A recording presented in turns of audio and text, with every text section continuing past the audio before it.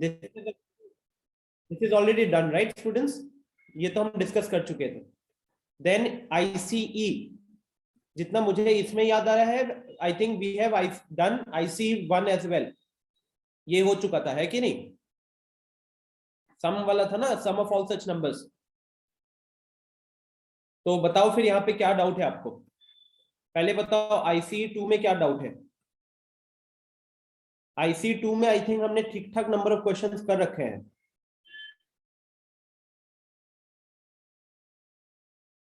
6, 7, 8 आया है। 8 डेरिवेशन है, छोड़ो उसको, फॉर्मूले को छोड़ो, ठीक है?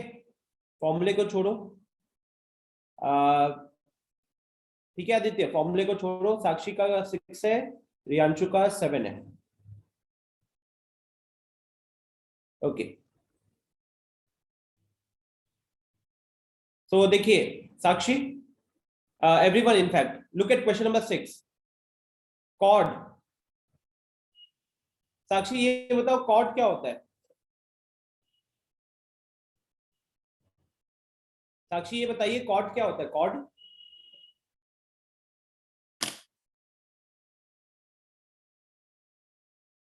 लिखा हुआ है ना, how many chords can be drawn through 21 points on a circle. मतलब एक सर्कल के ऊपर हमारे पास 21 पॉइंट दिए गए हैं, तो हम उसमें से कितने वो बना सकते हैं, कॉर्ड्स बना सकते हैं, है कि नहीं?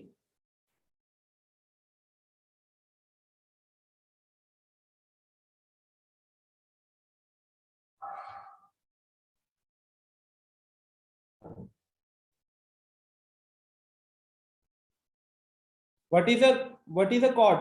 साक्षी, अनम्यूट करने का ऑप्शन दे रहा हूं आपको।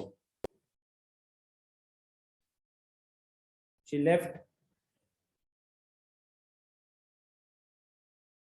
अब अगर कॉर्ड नहीं पता तो दिक्कत होगी स्टूडेंट्स, है कि नहीं? कॉर्ड आई थिंक बचपन में 5, 6 से ही पढ़ते हो, है ना?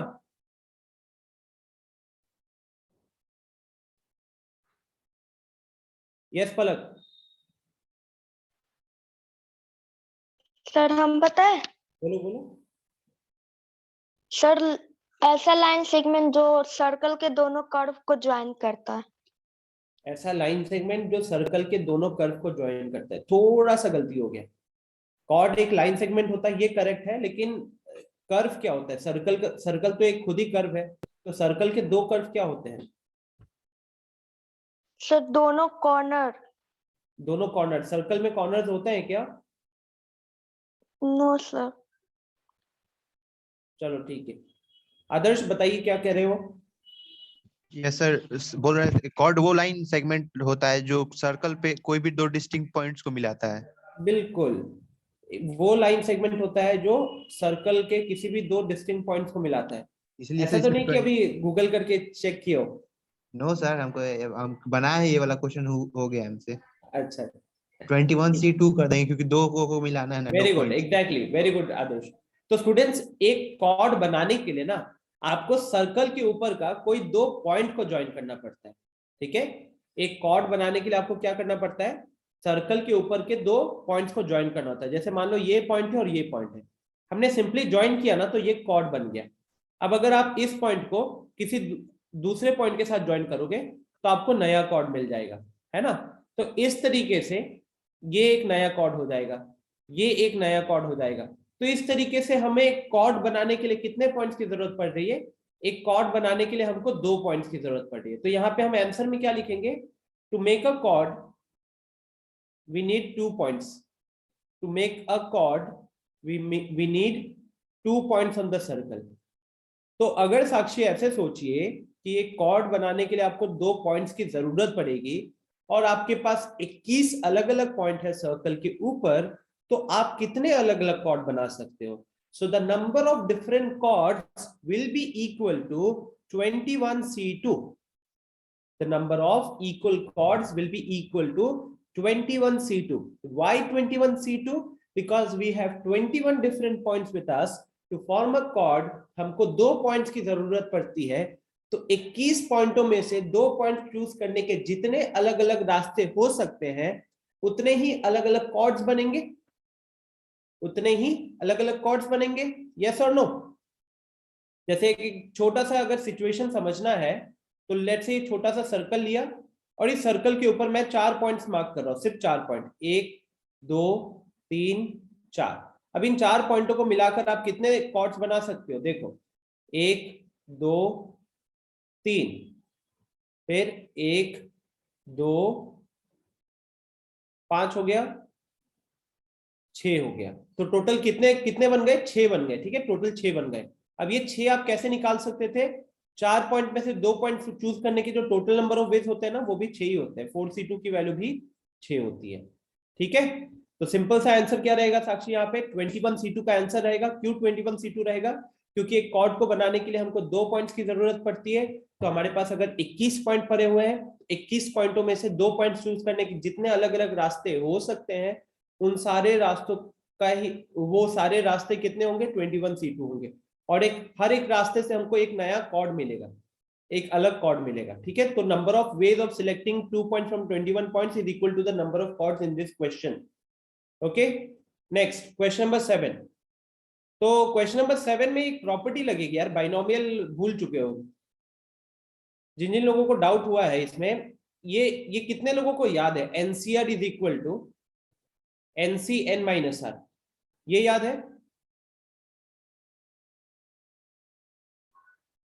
या तो ये लगता था, या दूसरा चीज याद करो। दूसरा याद करना है अगर, तो अगर NCX is equal to NCY, if NCX is equal to NCY, तो उस केस में आपका x प्लस वाई जो होता था उसका सम कितना होता था? n।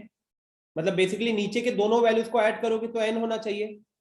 सी के नीचे जो दोनों वैल्यूज है उनको ऐड करोगे तो n होना चाहिए। तो एक के नीचे r लिखा हुआ है और एक के नीचे r-10 लिखा हुआ है। इन दोनों को ऐड करोगे तो कितना होना चाहिए? सी के ऊपर वाली वैल्यू होनी चाहिए। सी के ऊपर वाली वैल्यू है 20। तो ये बाइनोमियल वाला फॉर्मूला लगा। अब -10 को राइट में भेजोगे तो 30 हो जाएगा, और r प्लस आर आपका 2r बन जाएगा। तो 2r 30 हो गया, तो r का वैल्यू 15। अब जैसे ही r का वैल्यू 15, तो आपसे पूछा है 18cr का वैल्यू कितना होगा। 18cr मतलब 18c15। अब 18c15 एंड 18c3 दोनों तो सेम ही होता है। तो अब 18c3 निकालने का तरीका आप लोगों को क्या बताया था कि ऊपर 3 नंबर्स लिखो 18 से शुरू करते हुए, डिवाइडेड बाई 3 का फैक्टोरियल। 3 का फैक्टोरियल 6 हो जाएगा, तो ये इधर कैंसिल हो जाएगा और आपका आंसर 51 इंटू 6 होगा। अब 51 इंटू 6, 51 इंटू 16 मतलब 510 और 306, 816। तो ऑप्शन बी आंसर हो जाएगा, ठीक है। बाइनोमियल में हम ये क्वेश्चन कर चुके थे, यहाँ पे डाउट नहीं होना चाहिए था। नेक्स्ट बताइए, इसके बाद क्या डाउट है? इसके बाद कौन से क्वेश्चन में दिक्कत है? Yanshu, is this clear?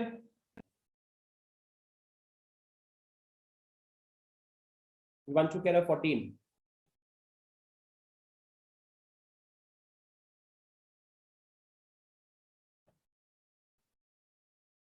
Yes, Sakshi. Sir, 11. 11। Sakshi binomial theorem पढ़े हो?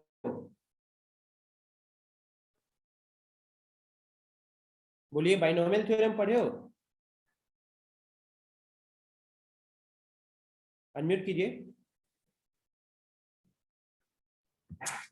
Yes, sir. बाइनोमियल थ्योरम में हमने ग्रेटेस्ट बाइनोमियल कोफिशिएंट पढ़ा था। Yes, sir. तो क्या होता है greatest binomial coefficient?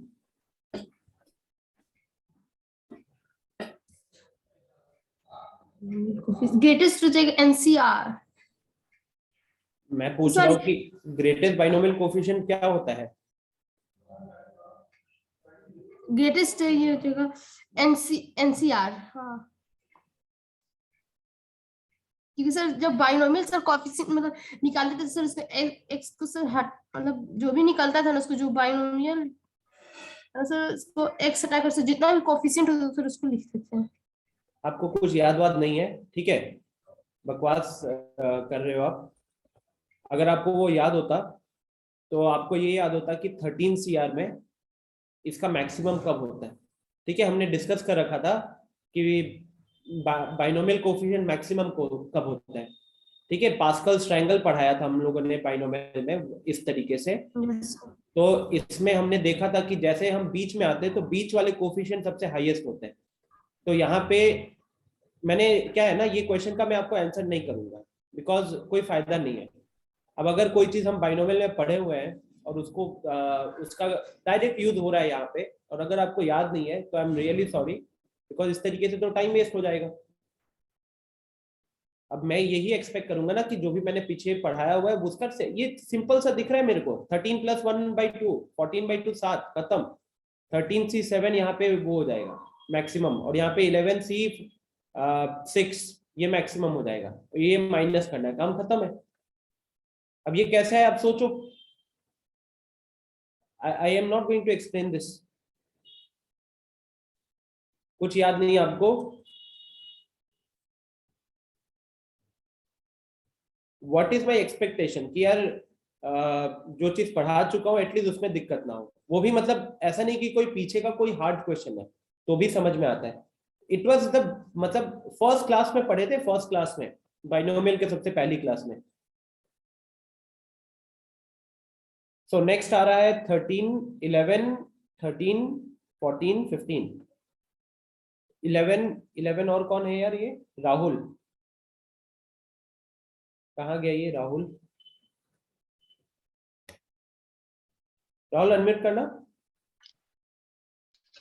Yes sir, हम पूरा sir greatest integral term sir थे सर, के की वैल्यू सर नहीं निकालते थे सर, तो वैसे। लेकिन वहां पे ग्रेटेस्ट इंटीग्रल टर्म एक एक्सपेंशन का होता था, यहाँ पे तो एक्सपेंशन की बात ही नहीं की गई है, ठीक है। नहीं सर, तो हो जाएगा सर, हो जाएगा सर।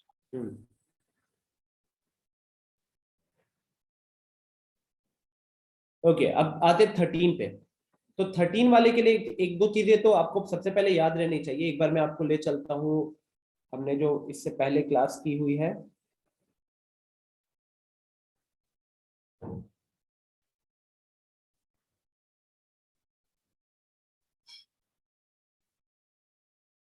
तो ये याद रहना जरूरी है। मतलब इसमें अभी कोई दो ऑप्शन नहीं है आप लोगों के पास। प्लेइंग कार्ड्स के 50 प्लेइंग कार्ड में 52 कार्ड्स का डिवीजन कैसे होता है ये याद रहना बहुत जरूरी है, क्योंकि ये आप लोग क्लास 8 में भी देखते हो, 9 में भी देखते हो, 10 में भी देखते हो, अभी 11 में देख रहे हो, और 12th में प्रोबेबिलिटी चैप्टर आएगा। उस प्रोबेबिलिटी चैप्टर में दोबारा ये चीज होगा, ठीक है। तो this should be clear in your mind, this should be clear in your mind. Yes Rahul? Sir 13 का 4 नंबर सर नहीं हो जाएगा, 13 का 4। 13 का 4, ठीक है। तो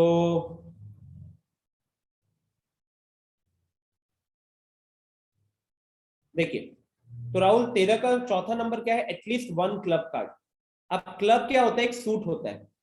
तो क्लब्स कितने होते हैं? क्लब्स होते हैं 13 क्लब्स। मतलब यहां पे ऐसे लिख रहा हूं, क्या हो गया फरदीन? तो ये जो 52 कार्ड्स होते हैं, 52 टोटल कार्ड्स में से 13 क्लब्स होते हैं, ठीक है। 13 क्लब्स होते हैं।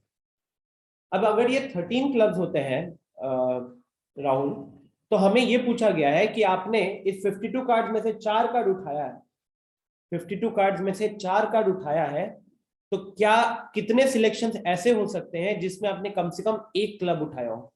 तो अगर हम केसेस लिखने पे उतर जाए तो ये होगा एक क्लब, एटलीस्ट 1 क्लब का मतलब है कम से कम एक क्लब वाला कार्ड होना चाहिए। तो कम से कम एक क्लब वाले कार्ड के केसेस को अगर लिखोगे तो एक क्लब प्लस 3 अदर, अदर मतलब क्लब नहीं होना चाहिए, या फिर और अगला केस क्या हो सकता था?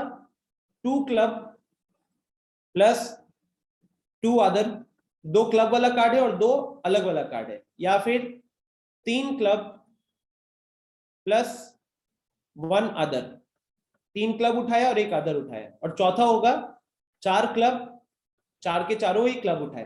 तो ये 4 केसेस होंगे कि नहीं होंगे? क्योंकि अगर आप 52 कार्ड में से 4 कार्ड उठा रहे हो और आप चाहते हो कि उसमें कम से कम एक क्लब का कार्ड हो, तो अगर आप केसेस सोचोगे तो एक केस बनेगा जहां पे आपने एक क्लब उठाया है, 3 नॉन क्लब उठाया है, दूसरा केस होगा जहां पे आपने 2 क्लब वाले कार्ड उठाए हैं और 2 नॉन क्लब वाले कार्ड उठाए हैं। तीसरा केस होगा जहां पे आपने 3 क्लब्स उठाए हैं और 1 नॉन क्लब उठाया है। और चौथा होगा कि आपने चारों क्लब्स वाले कार्ड भी उठाए हैं। तो ये 4 केसेस हो गए, इनको सॉल्व करके आप आंसर निकाल सकते हो। कल जब मैंने क्लास एंड किया था ना, तो डॉक्टर और लॉयर वाला एक क्वेश्चन था, ठीक है, डॉक्टर और लॉयर वाला क्वेश्चन था, एग्जैक्ट उसका एप्लीकेशन है यहाँ पे, कंप्लीटली सेम। तो इसका दूसरा मेथड क्या हो जाएगा, अगर आप कल की रिकॉर्डिंग देखोगे तो मैंने लॉयर और डॉक्टर वाला जो क्वेश्चन उसको 2 मेथड से सॉल्व किया था। तो यहाँ पे भी सेकेंड मेथड क्या हो जाएगा, सेकेंड मेथड हो जाएगा कि पहले तो आपने 52C4 निकाला। 52C4 का मतलब है कि वो जो हमारे सामने 52 अलग अलग कार्ड्स हैं, उनमें से कोई भी 4 कार्ड को चूज करने के कितने रास्ते हो सकते हैं, तो 52C4 रास्ते हो सकते हैं।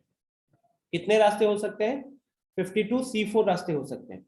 और उसमें से आप चाहते हो कि कम से कम 1 क्लब उठे, तो उसमें से अगर आप ये वाले केस माइनस कर देते हो देखो 52 कार्ड में से अगर कोई भी 4 कार्ड उठा रहे हो ना, तो या तो एक केस वो होगा जहां पे आपने चारों में से कोई भी क्लब नहीं उठाया है, या दूसरा केस वो होगा जहां पे आपने चारों में से कम 1 क्लब उठाया है। तो कम से कम 1 क्लब तो हमको चाहिए, लेकिन वो केस हमको नहीं चाहिए जहां पे आपने चारों में से चारों नॉन क्लब वाले कार्ड उठाए हैं। तो नॉन क्लब कार्ड कितने होते हैं, अगर 52 में 13 क्लब्स होते हैं तो बाकी 39 नॉन क्लब्स होते हैं। तो बाकी 39 में से अगर आपने कोई भी 4 कार्ड उठाया ना, बाकी 39 में से अगर आपने कोई भी 4 कार्ड उठाया, तो वो जो केसेस बनेंगे उनमें से कोई भी केस आपको नहीं चाहिए, उसमें से कोई भी केस आपको नहीं चाहिए। तो 52C4 क्या था, हमारे सामने प्लेइंग कार्ड रखा हुआ है, उसमें से कोई भी 4 उठाने के टोटल पॉसिबल रास्ते हैं। 39C4 क्या है कि 39 नॉन क्लब जो कार्ड होंगे उनमें से कोई भी 4 कार्ड उठाने के रास्ते।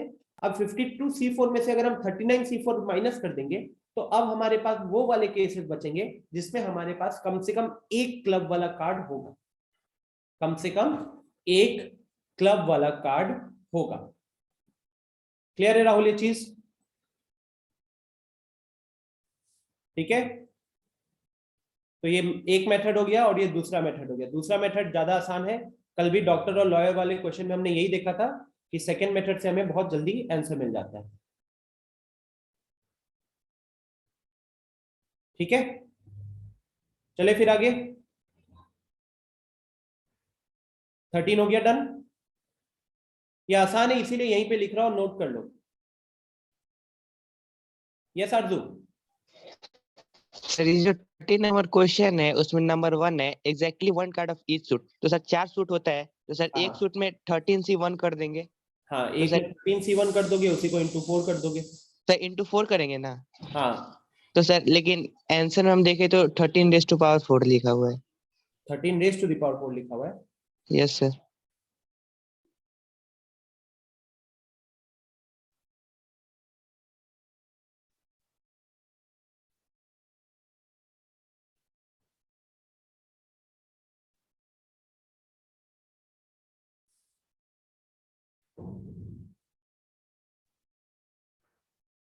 वो गलत लिखा हुआ है, 13 टू द पावर 4 तो नहीं हो सकता। यस फरदीन। सर ये ईच सूट से निकालना है ना, तो एक सूट में 13 होता है तो 13C1, और 4 कार्ड निकालना है तो चारों सूट से निकलेगा ना। अच्छा अच्छा अच्छा, यहाँ तो एक नहीं है ना, इंटू 4 इंटू वाला केस नहीं, यहाँ तो वो है ना, क्या कहते हैं आरजू, 13C1 मतलब मान लो एक 13C1, दूसरे में से एक दूसरे सूट का कार्ड उठाने का तरीका 13C1, तीसरे का 13C1, चौथे का भी 13C1। वो जो 4 इंटू 13C1 कब होता, जब हम एक ही कार्ड निकालना चाहते हैं, जब हम एक ही कार्ड निकालना चाहते हैं, मान लो एक क्लब एक सूट का, तब उस केस में हम इस तरीके से देखते हैं कि या तो क्लब होता, या स्पेड होता, या हर्ट्स होता, या डायमंड होता, तो वहां पे और वर्ड आता, ठीक है, इंग्लिश का और आता। लेकिन यहाँ पे क्या है, हम 4 कार्ड निकाल रहे हैं, 4 निकाल रहे हैं, तो 1 club and 1 spade and 1 diamond and 1 heart. तो 1 क्लब को निकालने के कितने तरीके, 13C1, 1 स्पेड को निकालने के कितने तरीके, 13C1, 1 हर्ट को निकालने के कितने तरीके, 13C1, 1 डायमंड के 13C1। अब क्योंकि आपको चारों काम करना है ना, आपको हर एक सूट का कार्ड उठाना है, तो एंड वर्ड आएगा, तो इसलिए हम यहाँ पे इंटू करेंगे, तो 13 to the power 4 is correct. Thank you Fardeen, ये चीज मैं मिस कर गया था, स्किप कर गया था दिमाग से। ठीक है आरजू, समझ में आया।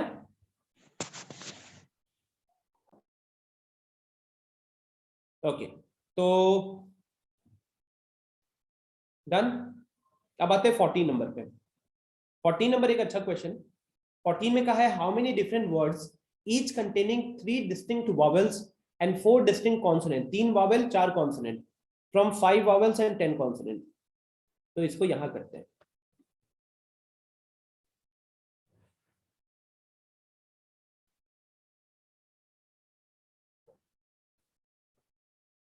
तो हमारे पास 5 वॉवेल्स है एंड 10 कॉन्सोनेंट्स है। ठीक है, 5 वॉवेल्स है, 10 कॉन्सोनेंट है। हम उसमें से क्या चूज करना चाहते हैं? हम उसमें से पहले 3 वॉवेल उठाएंगे और 5 कॉन्सोनेंट उठाएंगे। 3 वॉवेल और 5 कॉन्सोनेंट उठाएंगे। ठीक है, और देखो स्टूडेंट, एक सिंपल सी चीज समझो। यहां पे पूछा how many different words can B form. तो जरा मुझे ये बताओ, अगर हम वर्ड फॉर्मेशन की बात कर रहे हैं तो अरेंजमेंट होगा कि सिलेक्शन होगा?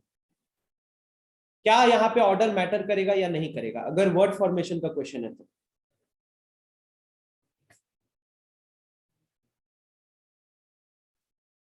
सबको बताइए, वर्ड फॉर्मेशन का अगर क्वेश्चन है तो वर्ड फॉर्मेशन के क्वेश्चन में राहुल क्या कर रहे हो? ऑर्डर तो मैटर करेगा ना यहाँ पे, क्योंकि जब आप वर्ड फॉर्म करते हो वर्ड, तो मान लो एप्पल में अगर एक पी ऊपर नीचे कर दिया आपने, ठीक है, या एल को आगे लिख लिया तो चेंज हो जाएगा ना पूरा। वर्ड फॉर्मेशन में तो मैटर करता ही है। यस आदर्श, बोलिए क्या कह रहे हो? सर हम बोल रहे हैं कि यहाँ पे कहाँ लिखा है कि मतलब मीनिंगफुल वर्ड ही फॉर्म होना चाहिए? Meaningful Exactly. फॉर्म वर्ड होगा तभी। जब मीनिंग, देखो मीनिंगफुल वर्ड, एक बात बताइए, जैसे कि वर्ड है टीयर, आंसू, ठीक है। अब अगर मैंने यहाँ पे ER80 कर दिया, अब आपसे जब अरेंजमेंट पूछा जाता है तो आप मीनिंगफुल वर्ड देखते हो क्या? नहीं ना, आप तो ये देखते हो कि कोई भी पोजीशन में किसी भी लेटर को डाल के क्या बनेगा। तो ये ER80 करके कोई वर्ड इंग्लिश में नहीं है। तो अगर ER80 करके कोई वर्ड नहीं है मतलब ये मीनिंगफुल नहीं हुआ। लेकिन ये हम परमुटेशन में काउंट तो करते हैं ना। जब मैं आपसे ये पूछूंगा how many words can be formed by using the letters of the word tear, तो उस केस में आप ये ER80 को भी काउंट करते हो। 4 फैक्टोरियल जो 24 वर्ड बोलोगे उस 24 वर्ड में ये भी आएगा, उस 24 वर्ड में ये EATR भी आएगा। ईटर क्या होता है? ईट होता है। ईटर क्या होता है? तो यहाँ पे जब बोला गया how many different words can B form, तो ये बंदा एकदम क्लियरली बता रहा है क्वेश्चन कि ऑर्डर मैटर्स। टॉपिक खत्म। ओके, यस आरजू। सर यहाँ पे ऐसे दिया हुआ है तो सर 5 से 3 कर देंगे और सर फिर सर 10 से 4 कर देंगे तो सर वो निकल जाएगा। कितने मतलब तरीके से उसको कर सकते हैं। फिर सर उसको अरेंजमेंट जब मैटर कर रहा है तो 7 फैक्टोरियल कर देंगे। Exactly, perfect. हाँ आदर्श, तुमको अनम्यूट करके रखे, बताओ।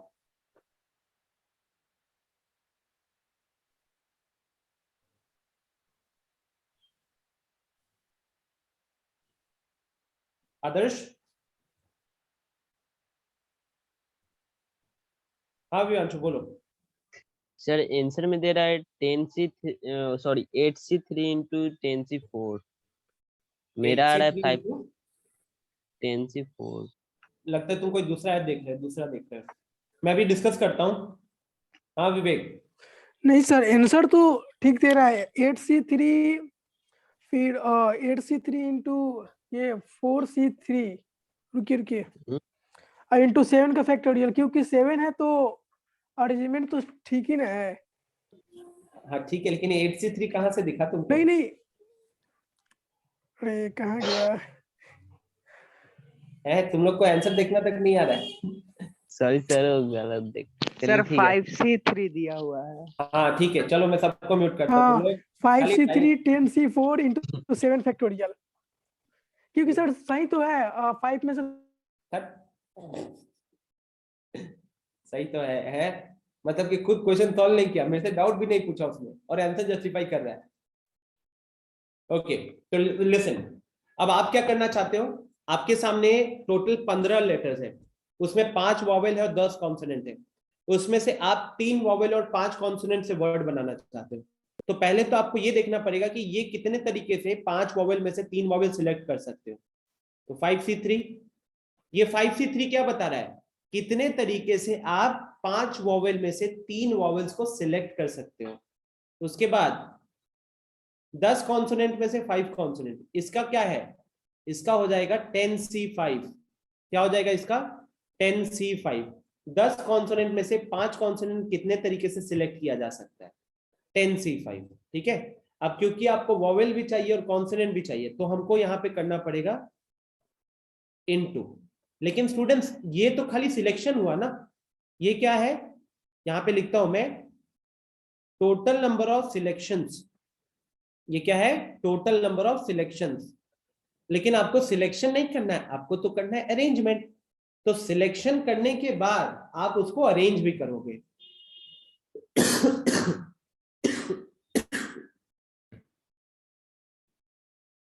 अच्छा ठीक है, यहाँ पे क्या कहते हैं, ये 4 लिखा हुआ है ना,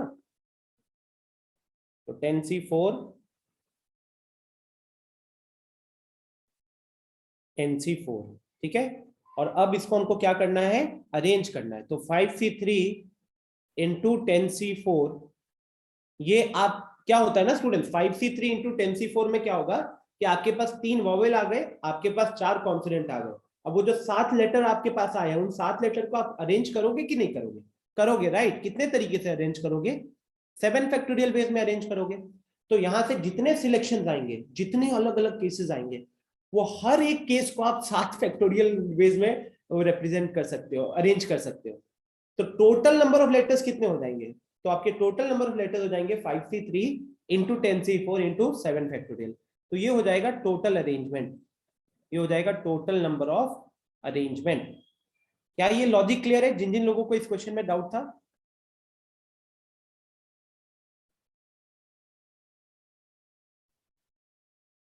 जिन जिन लोगों को इस क्वेश्चन में डाउट था, क्या ये लॉजिक क्लियर है? पलक, आदर्श, आरजू, विवांशु, ठीक है। मतलब ऐसे सोचिए ना, आप इसको ऐसे समझिए कि आपके सामने अगर मैंने 5 अलग अलग फोन रखे हुए थे, ठीक है, 5 फोन रखे हुए थे और 10 लैपटॉप रखे हुए थे, और आप उन 5 फोन में से 3 फोन और 10 लैपटॉप में से 4 लैपटॉप इसको अपने दुकान में सजाना चाहते थे रैक के ऊपर। आपके सामने 7 रैक था, तो आपने ये डिसाइड किया कि उन 7 रैकों में 3 फोन रखोगे, 4 लैपटॉप रखोगे। तो आप क्या करोगे, कैसे कर, वो वाला प्रोसेस कैसे होगा? तो उस वाले प्रोसेस में पहले तो आप 5 फोन में से 3 फोन सिलेक्ट करोगे, फिर 10 लैपटॉप में से 4 लैपटॉप सिलेक्ट करोगे। तो टोटल आपने जब 7 सामान सिलेक्ट कर लिया, अब वो 7 सामान को आप 7 रैकों में अरेंज करोगे, है ना, वहां पे ऑर्डर मैटर करेगा। तो अब जब ऑर्डर मैटर करेगा तो वो 7 सामान को कितने तरीके से अरेंज किया जा सकता है, 7 फैक्टोरियल। अब मान लो आपके पास कोई दूसरा 7 सामान का सिलेक्शन है ना, कोई दूसरा 7 सामान का सिलेक्शन है, उसको भी कितने तरीके से अरेंज किया जा सकता है, 7 फैक्टोरियल। तो यहां से जितने अलग अलग सिलेक्शन हो सकते हैं, वो हर एक सिलेक्शन को 7 फैक्टोरियल वेज में अरेंज किया जा सकता है। तो ये जो क्वेश्चन है, इस क्वेश्चन में आप पहले करोगे सिलेक्शन करके जो आपके पास 7 आइटम्स आएंगे उनको करोगे फिर अरेंज, तो वहां पे लगेगा परमुटेशन उसके बाद। क्लियर है? तो this is a very good question, I hope this is clear to everyone. Okay, बढ़ते हैं फिर अगले क्वेश्चन की तरफ। 14 के बाद नेक्स्ट पूछा गया है 15. 16 guests have to be seated, 8 on each side of a long table. 4 particular guests decide to sit on one particular side and 2 on the other side. Find the number of ways in which the arrangement can be made. तो इस question में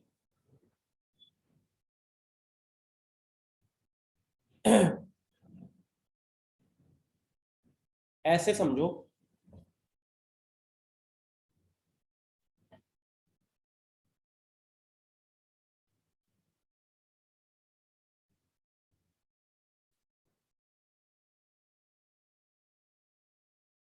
ये आपका long table हो गया। Okay, ये आपका long table हो गया, A B सी डी। अब इस लॉन्ग टेबल में 1 2 3 4 5 6 7 8, यहाँ पे 1 2 3 4 5 6 7 8। अब अगर हम क्वेश्चन में देखें तो क्वेश्चन में हमारे पास 16 गेस्ट हैं और ये लॉन्ग टेबल में 8-8 सीट है, एक साइड में 8 है, इधर 8 है, तो हम दोनों साइड में 8-8 को बैठाना चाहते हैं। लेकिन कंडीशन है, कंडीशन क्या है कि 4 particular guest,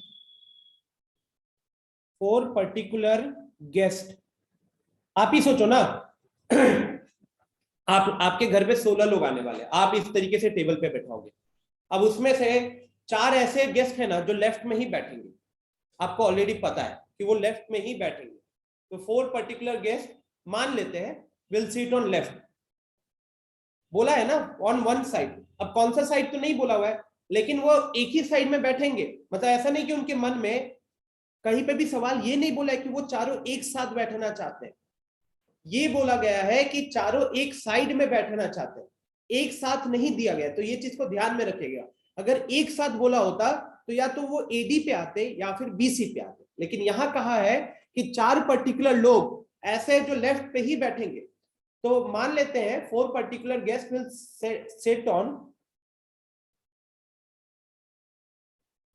sit on left and 2 particular guests will sit on right। कहां पे बैठेंगे वो? राइट में बैठेंगे। तो 4 जो है हमेशा लेफ्ट में बैठेंगे और 2 जो है हमेशा राइट पे बैठेंगे। ठीक है, कोई डाउट यहां पे? ये मान के चलो, जब ये एज्यूम कर लोगे ना तो क्वेश्चन बहुत आसान हो जाएगा, क्वेश्चन बहुत आसान हो जाएगा। अब मान लो कि वो 4 लोग कौन कौन है? 4 लोग है A B C D, okay, और ये 2 लोग कौन है? तो ये ई एफ है। तो मतलब ए बी सी डी यहां आएंगे और ई एफ यहां आएंगे, लेकिन अभी भी 10 लोग बच गए कि नहीं बच गए? बोलो। 16 में से 6 के बारे में तो आपको पता है कि 4 इधर बैठेंगे और 2 इधर बैठेंगे, लेकिन बाकी 10 पे कोई कंडीशन है क्या? बाकी 10 पे कोई कंडीशन है क्या स्टूडेंट्स?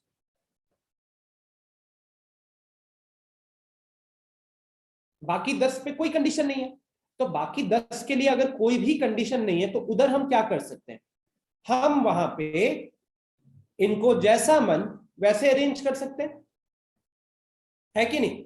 लेकिन एक छोटी सी प्रॉब्लम है उसमें। प्रॉब्लम क्या है कि यहां पे एक सिंपल सा स्ट्रेट लाइन नहीं है, यहां पे सिंपल सा स्ट्रेट लाइन नहीं है। तो हमको ना यहां पे अगर 4 ऑक्यूपाइड है, यहां पे जैसे यहां पे 2 will be occupied, 2 will be occupied, 2 seats will be occupied by E and F। 2 seats E और F से occupied होगा, 6 seats will be empty। यहां पे 6 seats खाली रहेंगे। तो आप बताइए कि आप पहले क्या करोगे? आप सोचो कि आप उस केस में क्या करोगे अगर आपके 10 में से शुभम सो रहे हो क्या?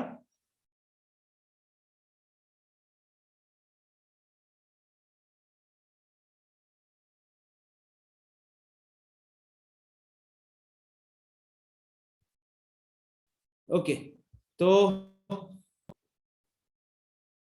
मैं कह रहा था कि आप थोड़ा इमेजिन करो ना कि आप वहां पे गेस्ट को कैसे डील करोगे।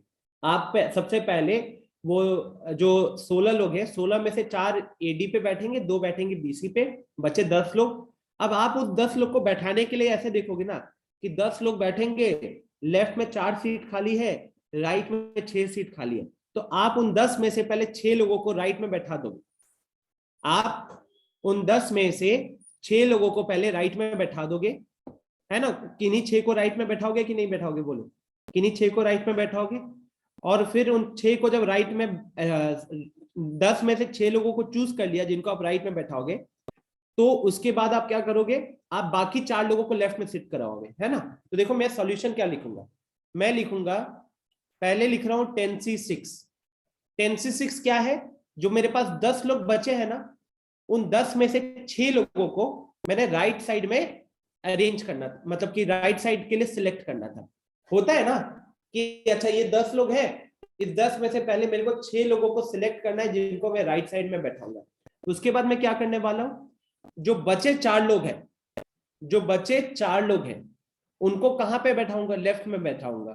तो 4 लोग हैं, 4 जगह पे बैठाना है, सिलेक्ट करेंगे तो 4C4 ही रहेगा। यस हर्ष। तो 4 को ना बैठाना है लेफ्ट में, हाँ तो ये 16C4 होगा ना। पहले उन 4 लोगों को सेलेक्ट करेंगे, फिर 2 लोगों को सेलेक्ट नहीं। करेंगे। सुनो, 16C4 में गलती हो जाएगी ना। 16C4 का तो जो 16 लोग आपके पास हैं उनमें से 6 लोगों का तो क्लियर है कहां पे उनको जाना है। सर लेकिन उन 6 लोगों में ये तो क्लियर नहीं है ना कि कौन लोग जाएंगे। क्यों नहीं क्लियर होगा, जब क्वेश्चन बोल रहा है कि 4 पर्टिकुलर गेस्ट। 4 पर्टिकुलर गेस्ट का मतलब क्या है, आपको पता है एग्जैक्टली कौन कौन आदमी होंगे जिनको कहां पे बैठना है। जैसे मैंने बोला कि मान लो ABCD वो 4 लोग हैं, तो ABCD का क्लियर है कि उनको लेफ्ट में बैठना है, और जो EF होगा उनको क्लियर है कि उनको राइट में बैठना है। तो ये इसमें तो डाउट नहीं होना चाहिए। Okay sir. क्वेश्चन का लैंग्वेज ना थोड़ा सा कॉम्प्लिकेटेड है, मैं मानता हूं, बट अगर हम स्टेटमेंट को पढ़ो सबको एक बार स्टेटमेंट को दोबारा से।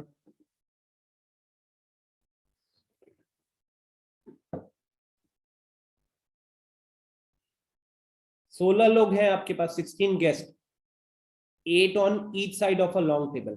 लॉन्ग टेबल के दोनों साइड में 8-8 को बैठाओगे, जिसमें से 4 पर्टिकुलर गेस्ट। ये 4 पर्टिकुलर गेस्ट का मतलब कौन है, ऐसा नहीं कि कोई भी 4 है, वो प्रॉपर वो नाम आपको पता है कि हाँ वो कौन 4 होंगे।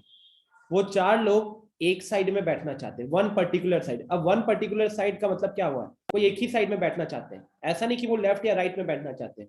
स्टेटमेंट ने कहीं भी ये नहीं बोला है कि 4 particular guest want to sit together. अगर 4 particular guest wants to sit together होता तो हम लेफ्ट और राइट दोनों को कंसीडर करते, लेकिन यहाँ पे 4 पर्टिकुलर गेस्ट बोला मतलब प्रॉपर कौन से 4 है वो पता है हमको, और वो पर्टिकुलर साइड में बैठना चाहते हैं, मतलब कौन से साइड पे बैठना चाहते हैं ये भी पता है हमको। And similarly 2 on the other side. तो 2 ऑन द अदर साइड मतलब कि अगर वो 4 लोग ABCD अगर वो लेफ्ट पे बैठना चाहते हैं तो आपका जो EF है वो राइट में बैठना चाहता है, क्योंकि अदर साइड यहाँ पे कौन हो जाएगा, राइट हो जाएगा। ठीक है, तो अब थोड़ा सा सिचुएशन को इमेजिन करो। सोचो आपके घर पे 16 लोग आए हैं, आप 8-8 करके बैठाओगे, तो क्या करोगे आप। उसमें से आपको पता है कि ये ABCD लेफ्ट में बैठेगा, EF राइट में बैठेगा, तो बच्चे आपके पास 10 लोग। आप सबसे पहला काम क्या करोगे, सबसे पहला काम क्या करोगे।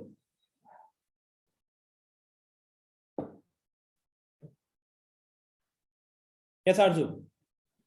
सर वो जो 2 लोग हैं वो लोग के बारे में हमको क्यों सोचना है, जब सर हम लोग को पता है कि 4 आदमी को एक साइड बैठाना है पर्टिकुलर तरफ। तो सर उसमें 10C4 को एक तरफ हम बैठा देंगे तो दोनों तरफ तो 8-8 तो हो ही जाएगा। हाँ ठीक है। तो सर एक तरफ अगर हम 10C4 कर देंगे तो सर 4, तो सर जो 2 बचा हुआ है वो तो अदर साइड बैठेगा। सर वो तो है ही। हाँ तो सर उधर भी 8 हो जाएगा, इधर भी 8 हो जाएगा। ठीक है। तो सर जब सर 10C4 करके 4 आदमी में मतलब निकाल लेंगे लोग, 10 आदमी में से उसको एक तरफ कर देंगे लोग, तो सर दोनों तरफ 8-8 हो गया, तो फिर वो 8-8 आदमी भी तो अपने में इंटरचेंज कर सकते हैं लोग। एग्जैक्टली। तो आप जो 10C4 कह रहे हो ना अर्जुन, ये देखो मैंने 10C6 लिखा हुआ है। आप बताओ 10C4 और 10C6 की वैल्यू सेम होती है कि नहीं होती है। यस सर, वो तो सेम होता है। होती है ना। तो आप लेफ्ट का देख रहे हो, मैंने राइट से देखा, मैटर नहीं करेगा। आपने जब लेफ्ट के 8 को लेफ्ट में कौन 8 बैठेंगे, जब आपका ये फिक्स हो गया तो राइट के 8 ऑटोमेटिकली क्लियर हो गए। मैंने क्या किया, मैंने राइट से शुरू किया, तो मैंने राइट के 8 को जैसे ही सिलेक्ट किया लेफ्ट के 8 ऑटोमेटिकली सिलेक्ट हो गए। यस सर, वो तो हो है ना। जाएगा। तो हम दोनों साइड में से कोई भी एक साइड से शुरू कर सकते थे। अब मैंने क्या लिखा हुआ है 10C6 क्या है, ये मैं थोड़ा यहाँ पे एक्सप्लेन कर देता हूँ। तो ये जो 10C6 है, it is number of selections of 6 guests from 10 guests to sit on RHS। मतलब कि जो हमारे पास 16 में से 6 का तो फिक्स था, जो बचे 10 थे, उन 10 में से आप यही ना करते, उन 10 में से किन्हीं 6 को आप एक साइड बैठाते। और देखो, जब 16 में से 6 लोगों का फिक्स था, तो उन 6 में से 4 लेफ्ट में बैठना चाहते थे, राइट में 2 बैठना चाहते थे। इसका मतलब है कि लेफ्ट में 4 सीटें खाली रहती, राइट में 6 सीटें खाली रहती। तो जब आपके सामने 10 लोग आए हैं, बचे हुए हैं, तो उन 10 लोगों के लिए आप क्या करोगे? उन 10 लोगों के लिए आप पहले एक काम करोगे कि आप सिलेक्ट करोगे कि पहले कौन से 6 लोगों को आप राइट में बैठाओगे। तो जो भी 6 लोगों को आपने राइट के लिए चूज किया है, बाकी 4 को आप क्या बोलोगे कि भाई तुम जाओ लेफ्ट में, बोलोगे। तो 10C6 उन्हीं 6 लोगों के लिए। अब 4C4 मैटर नहीं करता, क्योंकि वो चारों के पास 4 सीट है, 4 लोग हैं, एक ही तरीके में सिलेक्शन होगा। तो ये 4C4 बेसिकली क्या है? Number of selection of remaining 4 guests to sit on 4 seats of LHS। Left hand side के जो 4 आपके सीट्स हैं, वहां पे 4 गेस्टों को बैठाने के सिलेक्शन चाहिए। तो जब हमने ये वाला काम कर दिया ना, तो अब हमको ये पता चल चुका है कि लेफ्ट में कौन 8 है और राइट में कौन 8 है। तो क्योंकि सिटिंग करवा रहे हो तो अरेंजमेंट मैटर हो जाएगा, ऑर्डर मैटर कर जाएगा वहां पे। तो अब लेफ्ट के जो 8 सिलेक्ट हो चुके हैं, लेफ्ट के जो 8 सिलेक्ट हो गए हैं, उनको अपने बीच में अरेंज करा सकते हो 8 फैक्टोरियल में। एंड राइट में भी जो 8 सिलेक्ट हो चुके हैं, उनको अपने बीच में सिलेक्ट अरेंज करा सकते हो 8 फैक्टोरियल में। ठीक है, तो इसका क्या लिखेंगे रीजन? इसका लिखेंगे number of permutation of 8 people on 8 seats।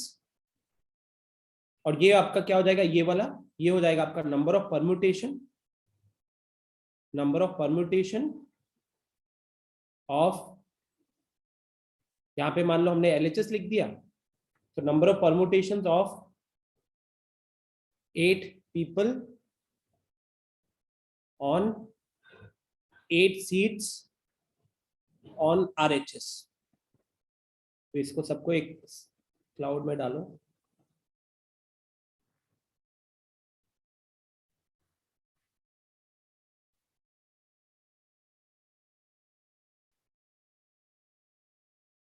ठीक है, तो अब ये सिचुएशन क्लियर है सबको?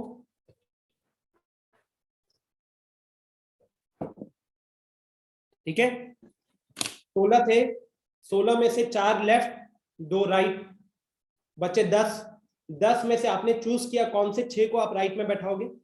तो बचे 4 के लिए आपके पास लेफ्ट में जगह है।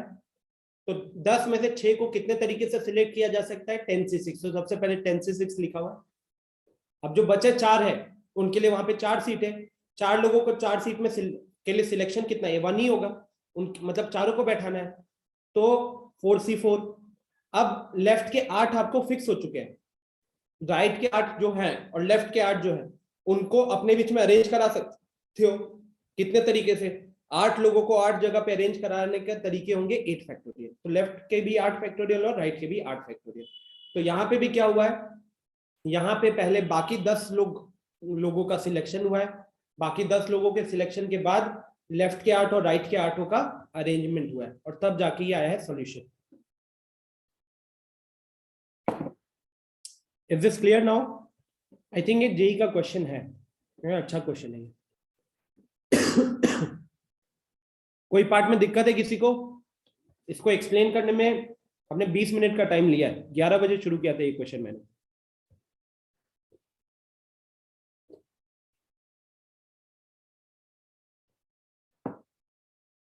थोड़ा सा ना, अगर ये चीज में अभी भी डाउट है तो क्लास के बाद इस रिकॉर्डिंग को सुनो, and try to imagine the situation कि पहले आपने 10c6 क्यों किया, फिर 4c4 क्यों किया, फिर 8 फैक्टोरियल क्यों किया और दूसरा 8 फैक्टोरियल क्यों किया और सबको मल्टीप्लाई क्यों किया। ये चीज आपको सोचनी होगी, तब जाके डेवलप होगा। लेवल 3 का क्वेश्चन है। अगर आपने अटेम्प्ट नहीं किया क्वेश्चन तब तो फिर माशाल्लाह हुआ है, लेकिन अगर आपने अटेम्प्ट किया और आपसे नहीं हुआ, मैं चाहूंगा कि आप इस रिकॉर्डिंग को दोबारा सुने, ये वाले पार्ट को, and try to understand the situation, because situation जब तक नहीं समझ में आएगा ये आंसर थोड़ी ना समझ में आएगा। यहाँ पे तो आपको सिचुएशन को इमेजिन करना है, तब जाके केसेस बनेंगे, राइट। बाकी जिन लोगों के डाउट थे इसमें, क्या क्लियर हुआ है?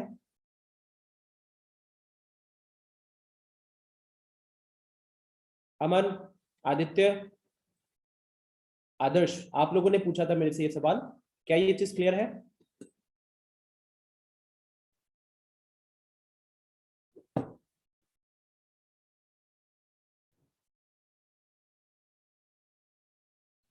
ठीक है, चलो फिर नेक्स्ट पार्ट। अब आते हैं होमवर्क वाले पे, है ना। तो बताओ होमवर्क वाले में भी आई थिंक कल हम कुछ क्वेश्चन होमवर्क के ही कर रहे थे ना, कल कुछ क्वेश्चन होमवर्क के ही कर रहे थे। अब देखो यार, कुछ क्वेश्चन तो बाइनोमियल के दिख रहे हैं, ये वाला, ये वाला, ये सब तो अब हम बाइनोमियल के लॉजिक से ही सॉल्व कर सकेंगे, तो ये तो डाउट मत पूछना। रहा बात आगे और क्वेश्चंस है, तो जैसे ये, तो number of diagonals n into n minus 3/2, a plane consists of 9 points, number of triangles if 5 points are collinear, number of triangles ये नहीं पूछना। there are 10 points in a plane, no 3 are collinear except 4 points which are collinear, find the number of straight lines, number of straight lines का question है, ये नहीं पूछोगे।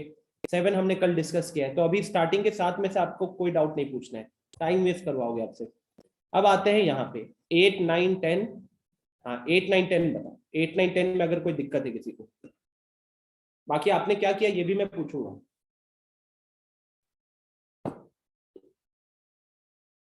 सो 8 9 10 में किसी को दिक्कत?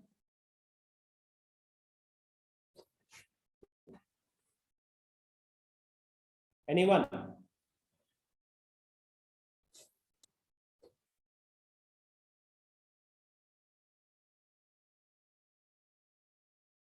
आदित्य ने बोला है 8।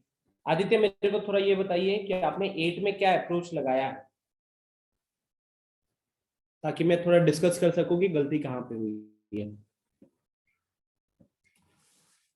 सर जैसे m आइडेंटिकल व्हाइट दिए हैं बॉल और n आइडेंटिकल ब्लैक बॉल दिए हैं और टू ब्लैक बॉल प्लेस नहीं होंगे टुगेदर, तो हम पहले टोटल निकालते हैं, उसके बाद माइनस का दिए हैं जो। अच्छा, आपने वो एटलीस्ट वाला लॉजिक लगाया है क्या?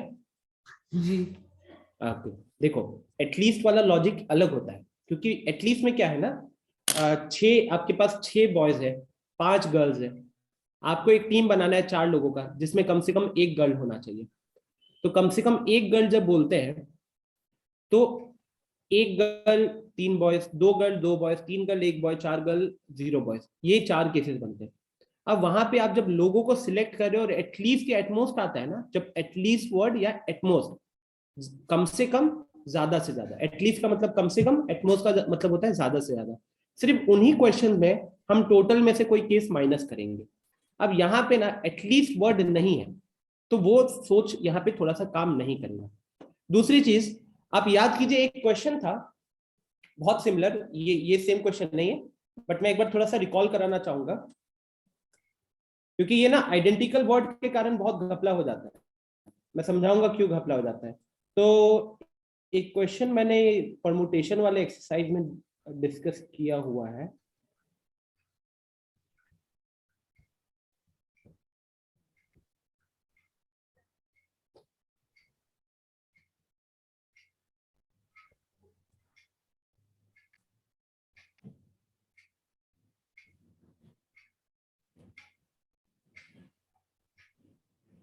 हाँ ये वाला क्वेश्चन, क्वेश्चन नंबर 9 को देखिए एक बार। आपको इसके साथ पहले रिलेट करना चाहिए। क्वेश्चन नंबर 9 कह रहा है, in how many ways can 6 girls and 4 boys be seated in a row so that no 2 boys are together. कितने तरीके से आप 6 लड़कियों को एंड 4 लड़कों को एक रो में बैठा सकते हो जहां पे कोई भी 2 बॉयज एक साथ नहीं बैठेंगे। तो यहाँ पे हमने आपको क्या बोला था हमने बोला था कि अगर आप चाहते हो कि पहले कोई भी दो लड़के एक साथ ना बैठे तो पहले लड़कियों को बैठा दो। तो आपने 6 लड़कियों को बैठा दिया, ठीक है। एक बार उस सॉल्यूशन को एक बार रिमाइंड कराना है। ये अप्रोच याद रखना होगा गाइस, है ना। अब आइडेंटिकल के कारण क्या चेंज आएगा वो मैं समझाता हूं, बट पहले 6 लड़कियों को हम बैठाएंगे। जब हम 6 लड़कियों को बैठाएंगे तो ये 6 तरीके हो गए। अब इन 6 लड़कियों को बैठाने के कारण 7 गैप्स क्रिएट होंगे, 1 2 3 4 5 6 7।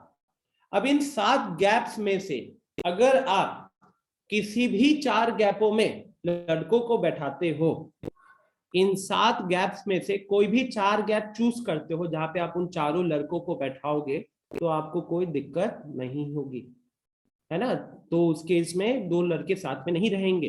तो अब ये 6 लड़कियों को आपने सबसे पहले बैठाया, उसको कितने तरीके से बैठाया जा सकता था? 6 लड़कियां 6 जगह है 6 फैक्टोरियल। लेकिन लड़कों के केस में हम 4 फैक्टोरियल डायरेक्टली नहीं लिख सकते, क्योंकि 4 फैक्टोरियल कब लिखा जाता है? 4 लड़के को 4 जगह पे बैठाना है तो 4 फैक्टोरियल, लेकिन 4 लड़के हैं और हमारे पास 7 जगह है। तो उस केस में आप पहले उन 7 जगहों में से 4 जगह चूज करोगे। 7 जगहों में से 4 जगह चूज करोगे, मतलब कि 7C4 आपने सिलेक्ट किया कि कौन से 4 जगह पे बैठाओगे। और जब आपने 4 जगह सिलेक्ट कर लिए तो उन 4 जगहों में चारों लड़कों को बैठाने के कितने तरीके हो जाएंगे? 4 फैक्टोरियल हो जाएंगे। तो ये होता था इस क्वेश्चन का सॉल्यूशन। अब अगर ये चीज क्लियर है तो मैं अब चलूंगा वो सवाल की तरफ।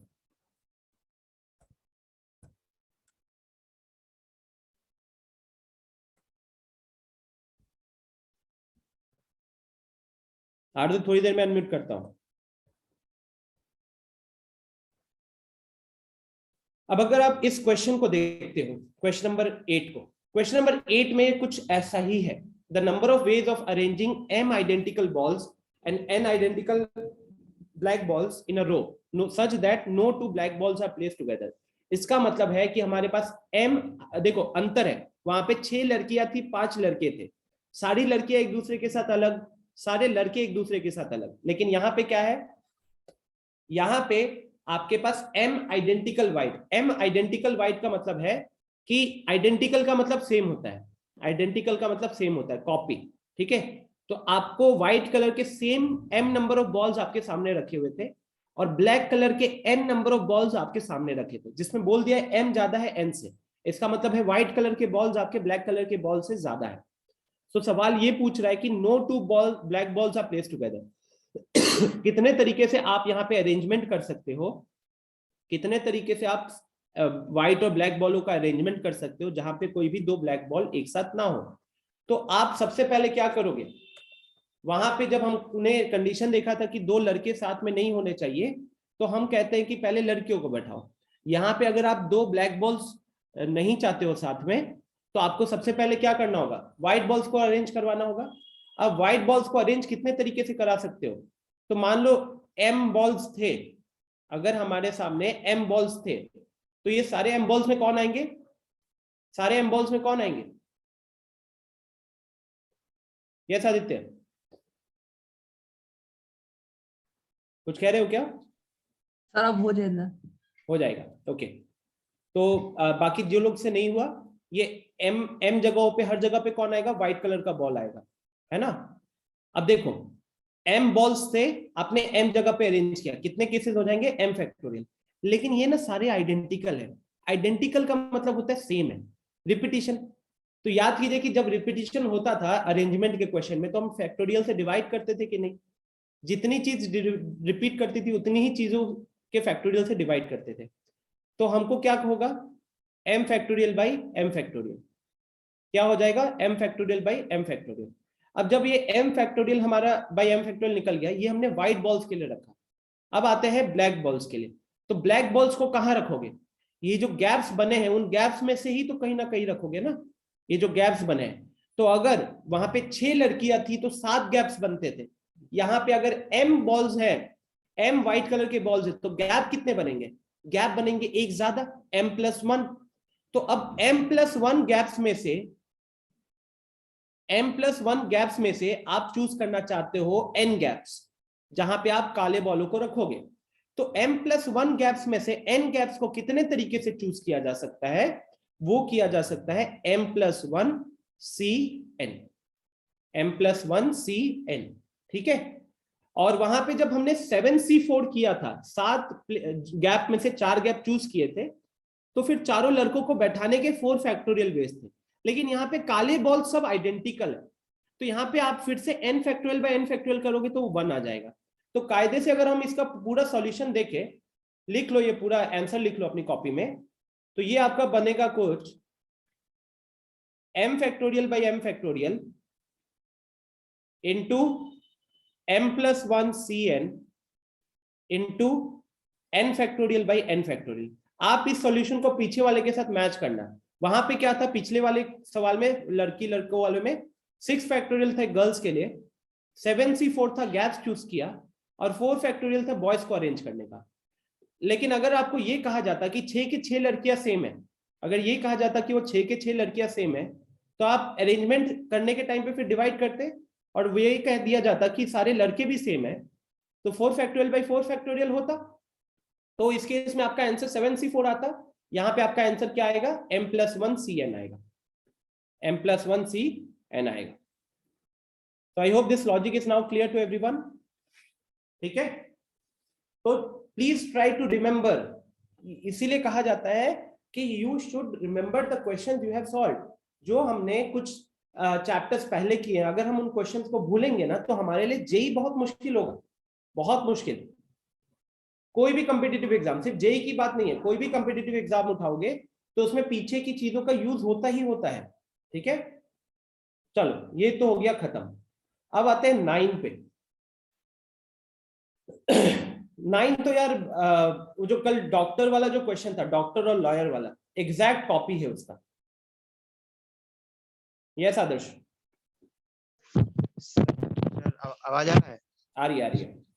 यस सर, पूछ रहे हैं कि सर एक बार ये 13 नंबर भी देख लीजिए, क्वेश्चन बता दीजिए। 13? Yes sir. नीचे लेवल 3 में है ना? Yes sir, yes sir. ठीक है, तो हम लोग वहां पहुंचते हैं, ठीक है, ऑर्डर में चलते हैं थोड़ा सा।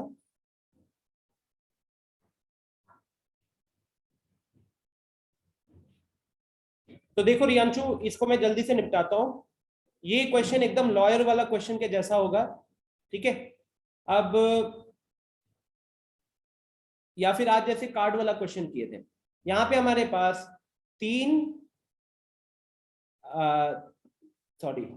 2 distinct white, 3 distinct black and 4 distinct red. अच्छा, तो हमारे पास 2 अलग अलग व्हाइट कलर के बॉल्स है, 3 अलग अलग ब्लैक कलर के बॉल्स है, और 4 अलग अलग रेड कलर के बॉल्स है। तो पूछा ये जा रहा है, find the number of ways in which 3 balls can be drawn. कितने तरीके से आप 3 बॉल्स को उठा सकते हो बॉक्स में से, जिसमें कम से कम एक बॉल होना चाहिए।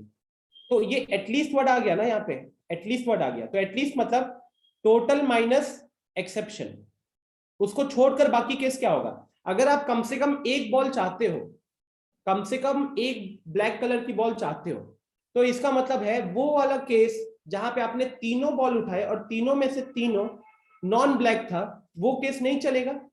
तो टोटल केसेस, टोटल माइनस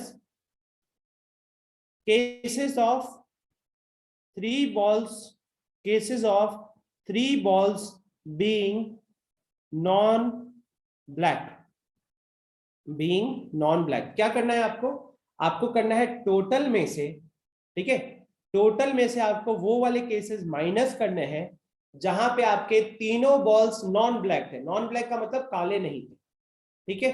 तो टोटल केसेस क्या होंगे, टोटल केसेस है जहां पे बॉक्स के अंदर 3 4 2 टोटल 9 बॉल्स थे, 9 में से आपने कोई भी 3 उठाए। कितने तरीके से उठा सकते हो वो उठा सकते हो आप 9C3 तरीकों से। आपके बॉक्स में 9 बॉल्स थे, 9 में से कोई भी 3 बॉल उठाने के कितने तरीके हैं, 9C3 तरीके। उसमें से आप वो वाले केसेस हटाना चाहते हो जहां पे जब आपने बॉक्स में से बॉल निकाला तो तीनों में से कोई भी बॉल काला नहीं था। तो ये वाले जो केसेस होंगे ना, ये आपको नहीं चाहिए, आपको वो वाले केसेस चाहिए जहां पे कम से कम एक ब्लैक कलर का बॉल हो। तो इसीलिए हम ये सारे केसेस अगर हटा देंगे टोटल में से, अगर वो सारे केसेस हटा दोगे जहां पे तीनों के तीनों नॉन ब्लैक थे, तो जो बचे हुए केसेस है वही आपका आंसर होगा। तो नॉन ब्लैक मतलब कौन सा होगा? नॉन ब्लैक मतलब कि रेड और व्हाइट होगा। नॉन ब्लैक का मतलब रेड एंड व्हाइट होगा। तो वो कितने हैं हमारे पास? 4 रेड है और 2 व्हाइट है, तो 6 हो गया। तो 6 में से 3 को सिलेक्ट करने के कितने तरीके हो जाएंगे? 6C3। ठीक है, तो इसको नोट कर सकते हो या क्लास के बाद रिकॉर्डिंग से नोट कर लेना। ठीक है, ये फाइल में आपको नहीं दिखेगा, जो मैं इस बुक के ऊपर लिख रहा हूं ये आपको सेफ नहीं दिखेगा।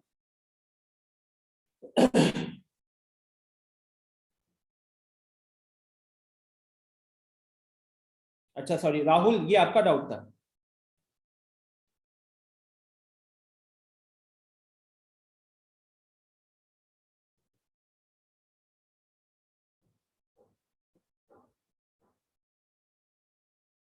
है ना राहुल, क्या ये चीज क्लियर है?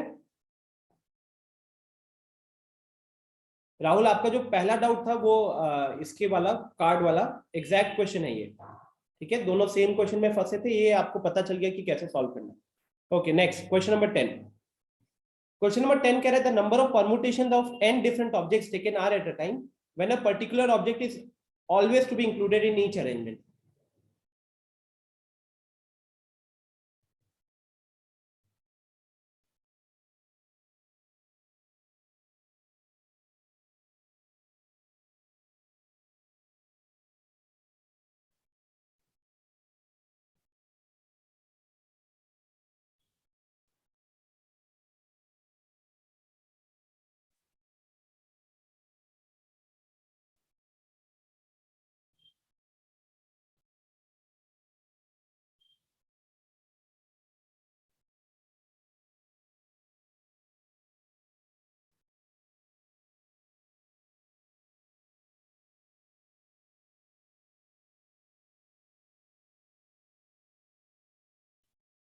ये देखो प्रियांशु, जो आपने सवाल पूछा ना, ये मैंने इसीलिए मैं लेक्चर देख रहा था, मुझे याद है मैंने बताया हुआ।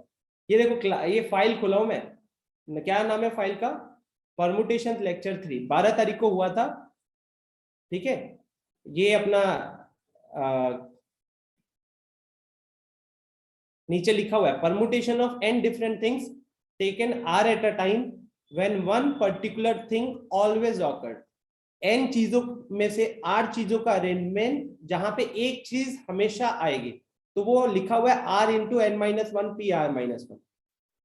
ठीक है, ये आपके सामने है और यहाँ पे आपको वही सिलेक्ट करना है। अब p की जगह पे यहाँ पे r के फॉर्म्स में दिया हुआ है, तो आपको बस देखना था कि इसमें कौन सा ऑप्शन उसको फिट बैठेगा, दैट्स ऑल। ठीक है, ये वाला ऑप्शन दिख रहा है मेरे को। नेक्स्ट, आदित्य ने 11 दिया है, आदर्श ने 13 दिया है।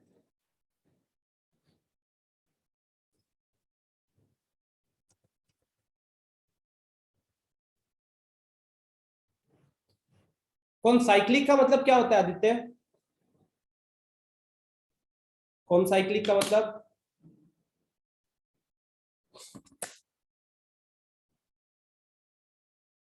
आदर्श अनम्यूट करके बताना चाहता है।